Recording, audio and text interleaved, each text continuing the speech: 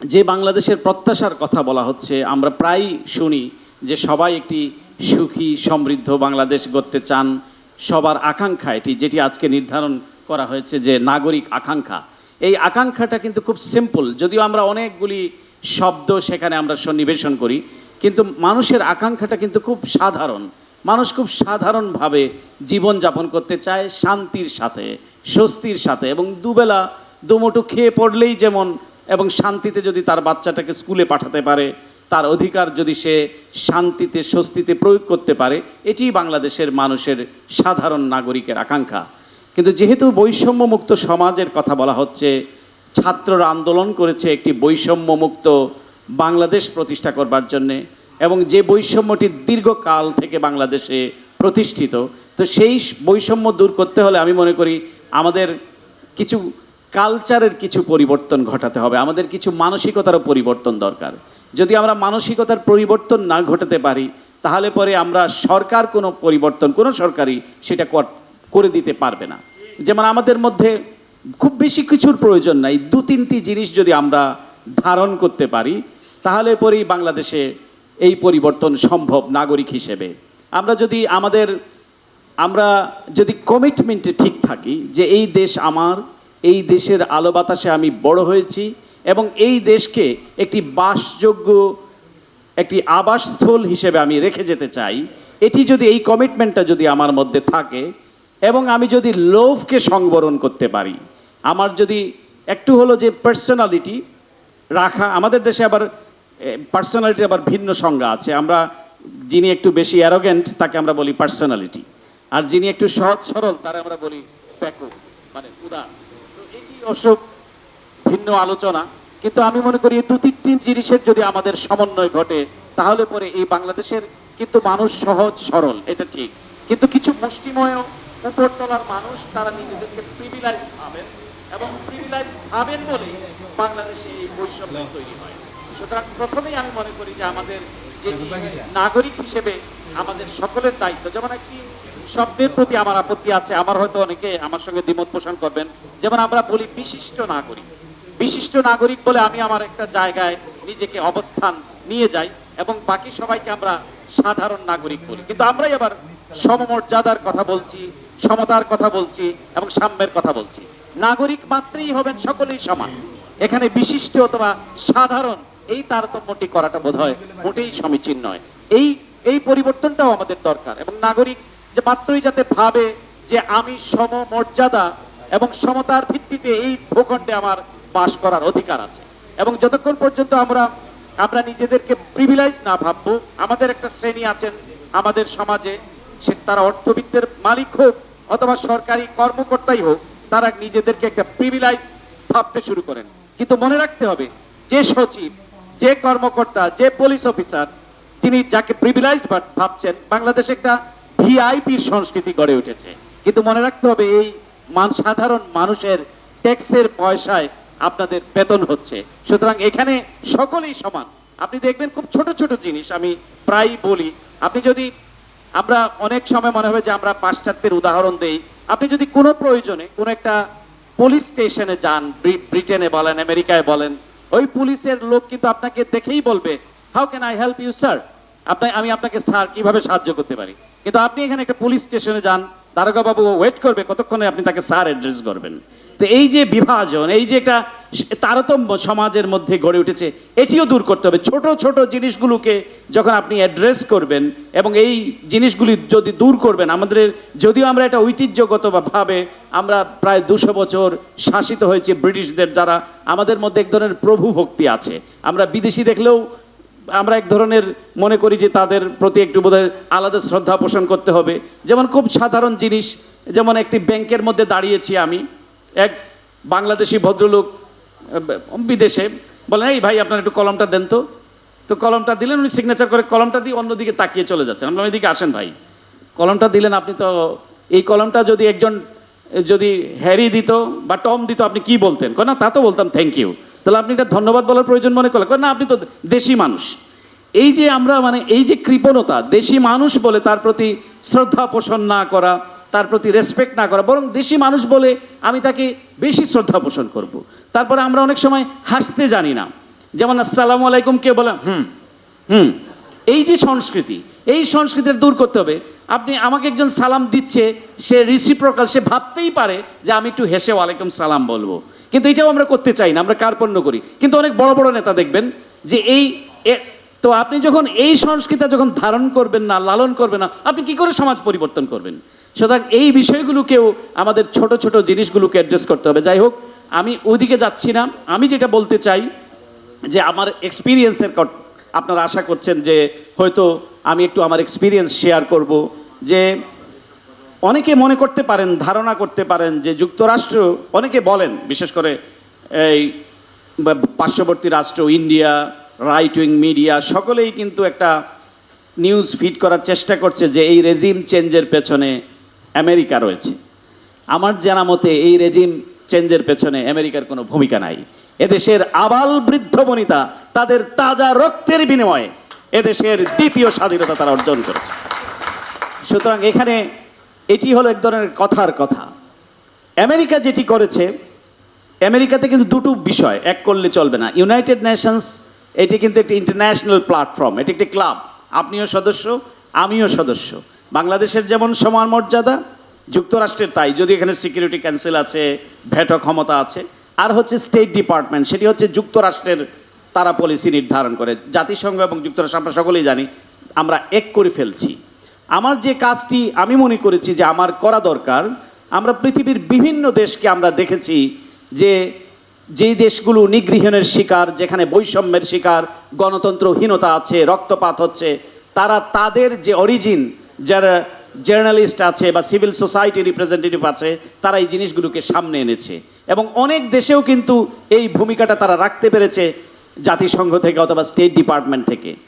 তো এই প্রশ্নগুলো রেইজ করার ক্ষেত্রে যেটি হয়েছে, তখন এই ফোকাসটা হয়েছে বাংলাদেশে। কারণ বাংলাদেশে আপনারা দেখেছেন, আমি কিন্তু 2015 সালে থেকে যখন শুরু করি, আমি পেছনে বসে থাকতাম, তীর্থের কাকের মতো হাত উঁচিয়ে থাকতাম, যদি মুখপাত্র আমাকে করুণা করে একটি প্রশ্নের সুযোগ দেয়।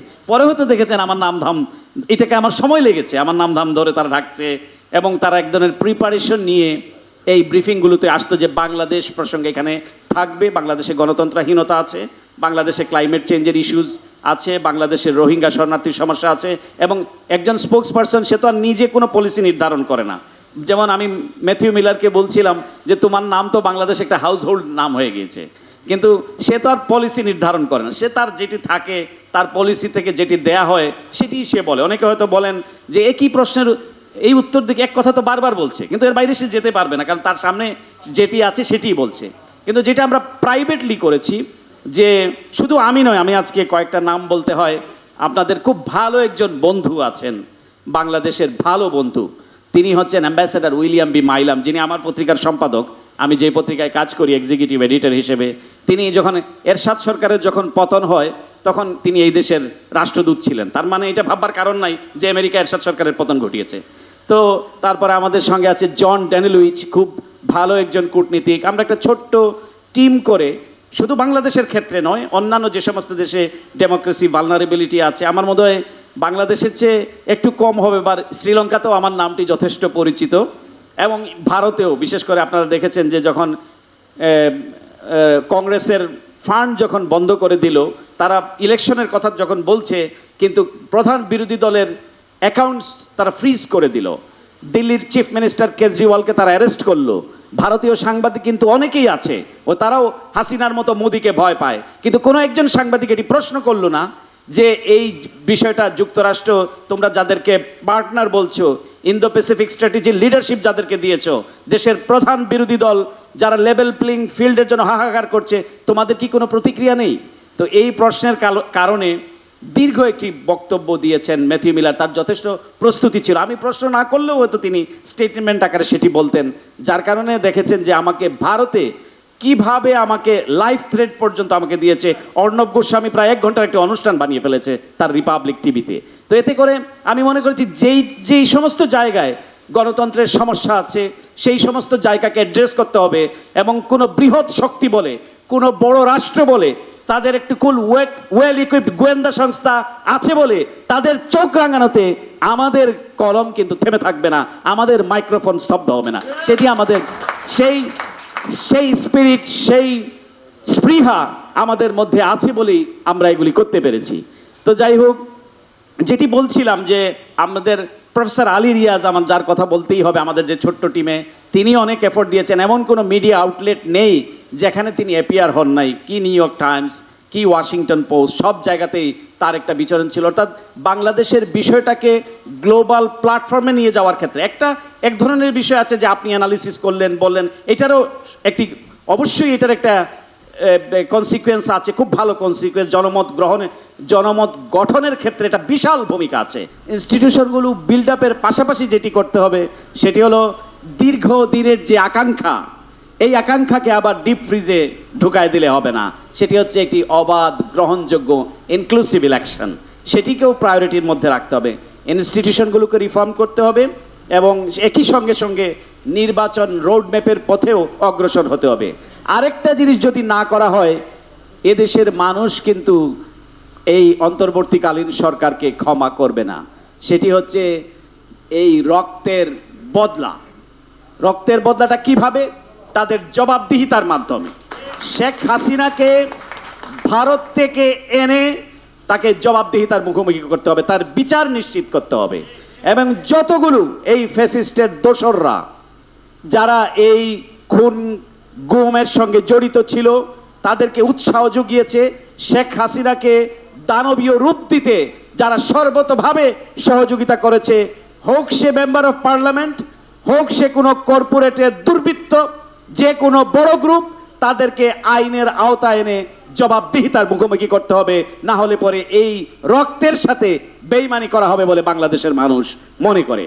তো সুতরাং আমরা চাইব অন্তর্বর্তীকালীন সরকার এই বিষয়ে জিরো টলারেন্স নীতি গ্রহণ করবে। বিন্দু মাত্র ছাড়, অনুকম্পা তাদের প্রতি দেখানো যাবে না। এট দ্য সেম টাইম, যেটা জুনায়েদ সাকি বলেছেন, যে আইন নিজের হাতে তুলে নিয়ে মানবাধিকারের লঙ্ঘন করা যাবে না। যে মানবাধিকারের জন্য আমরা দীর্ঘ 17টি বছর যাবত আমরা সংগ্রাম করছি, এই মানবাধিকারকে একটি সফল গণ অভ্যুত্থানের মাধ্যমে একজন আন্তর্জাতিক খ্যাতিসম্পন্ন ব্যক্তিত্ব, নোবেল বিজয়ী প্রফেসর মোহাম্মদ ইউনূস যখন সরকার প্রধানের দায়িত্ব নিয়েছেন, তার সরকার পরিচালনার ভেতর দিয়ে কোনো বিশ্ববিদ্যালয়ে পিটিয়ে ছাত্রকে হত্যা করা হবে, এটি বাংলাদেশের মানুষ বরদাস্ত করবে না। সুতরাং এই বিষয়ে আমি মনে করি জিরো টলারেন্স নীতি গ্রহণ করতে হবে। অবশ্যই এখানে ফ্যাসিস্টদের আনাগোনা আছে, তাদের প্রেতাত্মারা ভর করেছে, কিন্তু তাই বলে যারা সরকার পরিচালনার দায়িত্বে আছেন তাদেরকে যথেষ্ট সতর্ক থাকতে হবে এবং তাদের যারা লিডারশিপে আছেন সেই লিডারশিপটি শো করতে হবে। Yes, I am here. যেমন প্রফেসর ইউনূস যখন দায়িত্ব নিয়েছেন, সমগ্র পৃথিবী জেনেছে যে একজন নোবেল বিজয়ী অর্থনীতিবিদ, যুক্তরাষ্ট্রের দুটি সর্বোচ্চ অ্যাওয়ার্ড প্রাপ্ত একজন ব্যক্তিত্ব সরকার প্রধানের দায়িত্ব পেয়েছেন।